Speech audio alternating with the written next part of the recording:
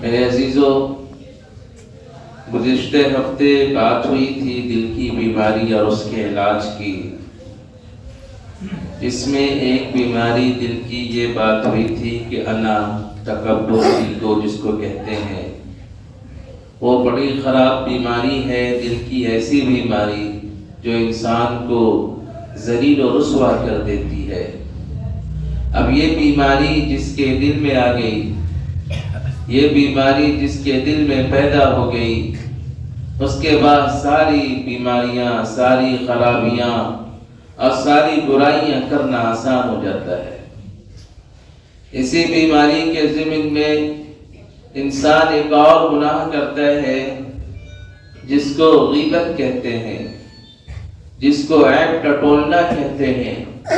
یہ بھی بڑی تباہی ہے، بڑی خرابی ہے ایسی بیماریوں کے لیے۔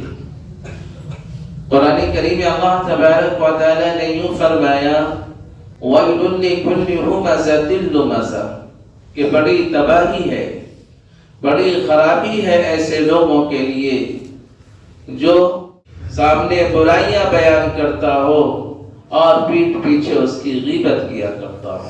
ایسے لوگوں کے لیے بڑی خرابی ہے، تباہی ہے۔ اب ہم میں سے ہر شخص اپنے اپنے گریبان میں جھانکیں کہ کیا ہم میں یہ برائی موجود ہے یا نہیں۔ تقریباً ہر آدمی اس گناہ میں ملوث ہے۔ وہ ایک دوسرے کی غیبت کرتا ہے، برائیاں بیان کرتا پھرتا ہے۔ کوئی بھی ایسی مجلس آپ کو نہیں ملے گی جس میں لوگوں کی برائیاں نہ بیان کی جاتی ہو، لوگوں کی غیبت نہ کی جاتی ہو۔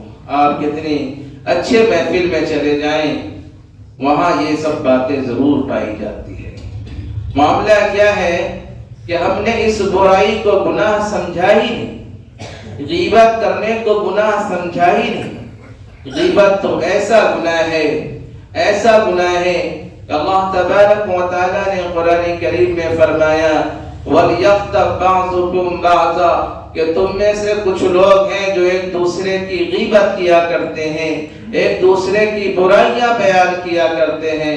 فرمایا ایسے لوگوں کے لیے مثال دے کر کہ اس کی مثال ایسی ہے جیسے أَيُحِبُّ أَحَدُكُمْ أَن يَأْكُلَ لَحْمَ أَخِيهِ مَيْتًا فَكَرِهْتُمُوهُ کہ تم میں سے کسی شخص کو یہ کہا جائے کہ اپنے مردار بھائی کا گوشت کھاؤ تو اس کا گوشت کھانا تو پسند نہیں کرتے۔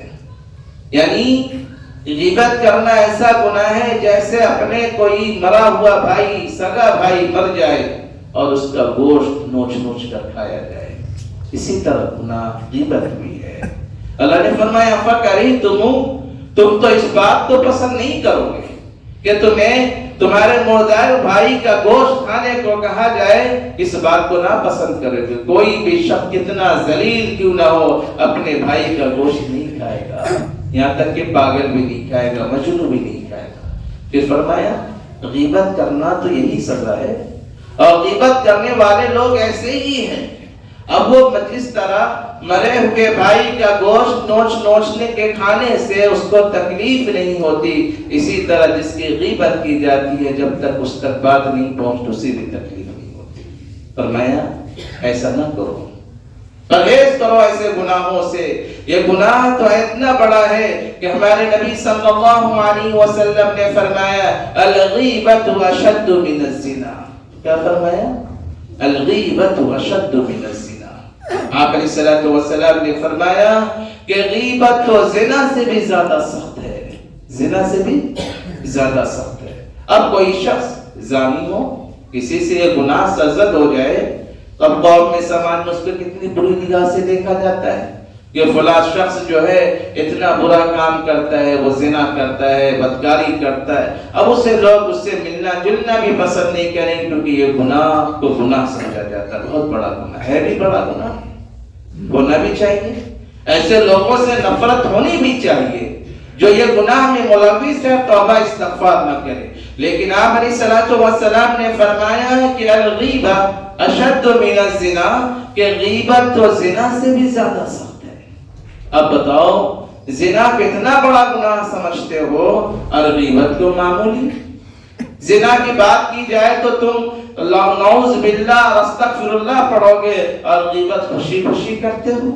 ہر محفل میں غیبت، ہر مجلس میں غیبت، ہر گھر میں غیبت، ہر پروگرام میں غیبت، جہاں جاؤ غیبت غیبت.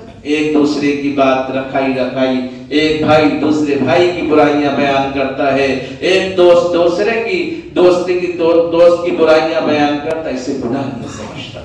اور یہ تو اتنا بڑا گناہ ہے. نبی صلی اللہ علیہ وسلم بھائی کتنا بڑا گناہ ہے.